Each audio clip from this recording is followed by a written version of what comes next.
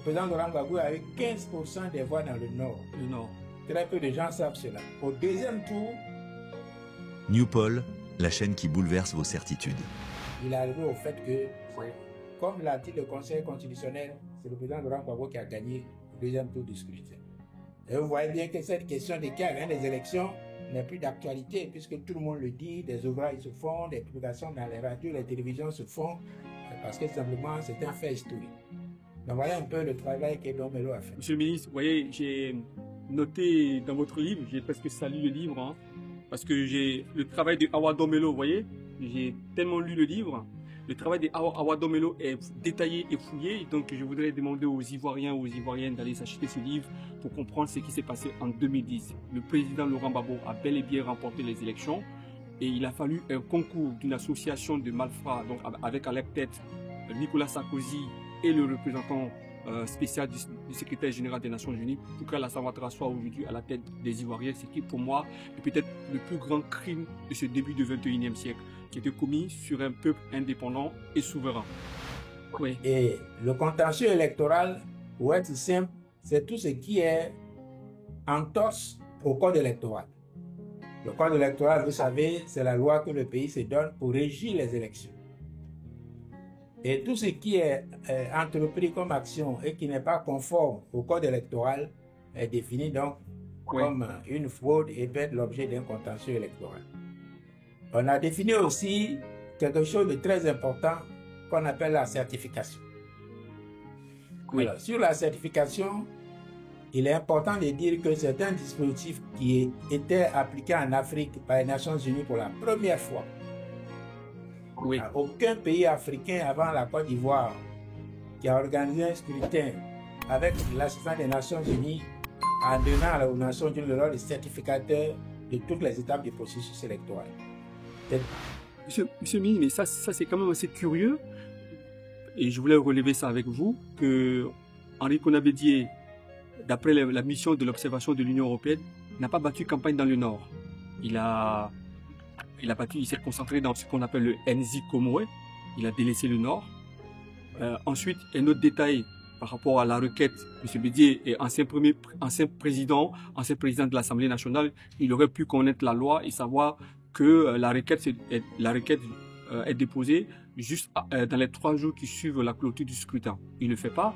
Et il y a un autre détail aussi qui m'a un peu interpellé, c'est qu'en 2010, au moment où il y avait la République du Golfe, comme on l'appelle les Sylvarènes, Henri Konan-Bédié rejoint Alassane Ouattara au QG. Et pour moi, qui a un esprit de soupçon, parce que j'ai un peu travaillé, sur le philosophe Nietzsche, ces détails réunis, est-ce que vous ne pensez pas que entre M. Ouattara et M. Bédié, il y avait un deal avant les élections? D'abord, sur la partie de la campagne électorale dans le nord de la Côte d'Ivoire en 2010. C'est vrai que le PDCI n'a pas battu campagne dans le nord.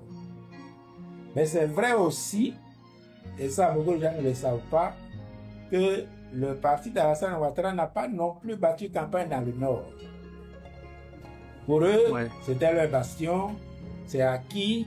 De toute façon, les gens vont voter pour eux. Et ils ont préféré bâtir, en tout cas au premier tour, leur stratégie sur les zones qui leur paraissaient plus difficiles, les zones qui sont favorables au président Laurent Gbagbo. Et les élections n'ont pas été libres. Nous sommes à la page 154 de votre livre. Vous dites, il fallait voter pour un seul candidat, celui du Nord, et personne d'autre. Celui qui se trompe sera châtié. Les électeurs ont ainsi été l'objet d'actes d'intimidation, de menaces et de voies de fait graves, allant jusqu'au viol des femmes, monsieur le ministre. Mais c'est vraiment juste des éléments pour vous dire que d'abord on a suivi de très près la situation, on l'a documenté, vous allez voir qu'il y a certains passages du livre où le jour du scrutin, ce qui s'est passé heure par heure a été rapporté. Vous avez le rapport du CCDI, donc l'organe chargé de la sécurité des élections qui confirme cela. Et alors que si vous regardez le code électoral, pendant que le jour du scrutin, les gens menaçaient les électeurs et les obligeaient à voter pour tel candidat et pas pour tel autre, la loi, le code électoral dit que la campagne électorale finit l'avant-veille du scrutin.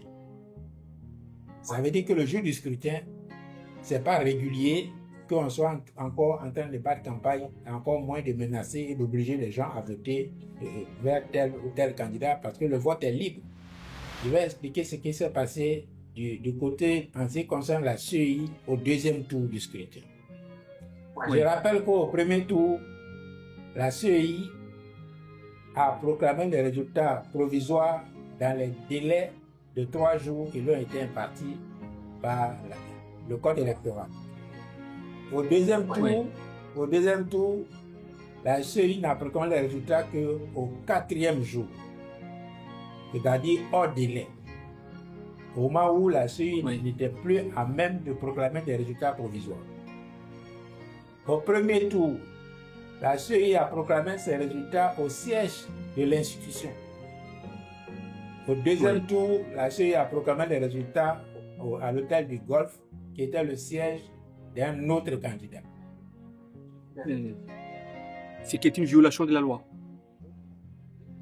Au premier tour, la CEI a présenté des résultats consolidés par l'ensemble des commissaires devant les représentants des candidats. Au deuxième tour, le président de la CEI était seul à l'hôtel du Golfe le 4e jour avec des résultats non consolidés devant uniquement la presse internationale. En 2010, au premier tour du scrutin, le président Laurent Gbagbo a eu 15% des voix dans le Nord. Le Nord. Très peu de gens savent cela. Au deuxième tour, bon, c'est vrai pour le président Bédié aussi, qui avait estimé que le Nord, c'est pour, on va dire, le RDR, et lui, il va se concentrer sur les zones qui lui sont favorables. Et au deuxième tour, la stratégie a changé du côté du RDR et ça a mis les difficultés dont on parlera certainement.